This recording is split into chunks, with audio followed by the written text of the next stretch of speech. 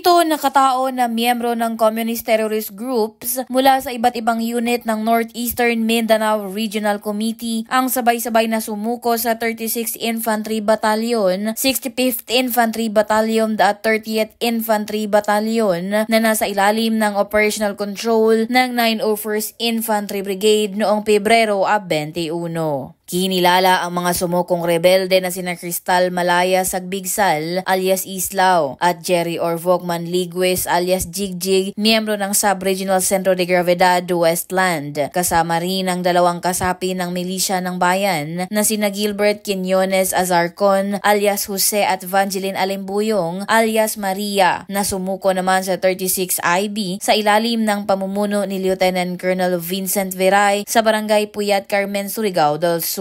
Bit-bit nilang sumuko ang dalawang mababang kalibre ng armas. Sumuko naman sina Marjon Tumambad Gubay alias Diego at Fermin Villatura Iligan alias Aguila na pawang mga kasapi ng Sub-Regional Centro de Gravedad Southland sa 65th IB na pinamumunuan naman ni Lieutenant Colonel Ray Anthony Sisikan sa Barangay Kalaitan, Bayugan, Agusan del Sur. Kasama nilang isinuko ang isang M1 carbine rifle na may mga magasin at bala, 2 granada at isang revolver na may mga bala. Samantala sa Barangay Mahanob sa Higakit, Surigao del Norte naman, sumuko si Rodel Inano Hidi alias Kauren, miyembro ng Regional Centro de Gravedad sa 30 IB sa pangunguna ni Lieutenant Colonel Albert M. Batinga. Ang pagsuko ng mga dating miyembro ng CTG ay epekto matapos masawi sa engkwentro si Myrna Solarte o alias Maria Malaya, ang kinikilalang sekretary ng NEMRC sa malayong sitio sa Barangay Pianing, Butuan City noong Pebrero 12. Si Maria Malaya ay tinuturing isa sa mga matataas na lider ng CPP-NPA at kabilang sa mga matataas na teroristang personalidad na pinaghahanap ng pamahalaan. Ayon kay Brigadier General Mitchell B. Anairon Jr., 4ID Commander, ang pagkasawi ni Maria Malaya ay isang malaking dagok sa hanay ng CTG sa Northeastern Mindanao. Anya, ang kanyang pagkawala ay nagdulot ng matinding panghihina sa moral ng mga natitirang kasapi ng NEMRC, dahilan upang marami sa kanila ang nagpasyang sumuko at magbalik loob sa pamahalaan. Dagdag pa niya, patuloy ang kampanya ng 4ID at mga kasundaluhan sa rehiyon upang tapusin ang walang saysay na paglaban sa pamahalaan at bigyang daan ng kapayapaan sa mga naapektuhang komunidad. Tinitiyak din ni Brigadier General Anairon Jr. na magpapatuloy ang 4ID na tiyakin ng seguridad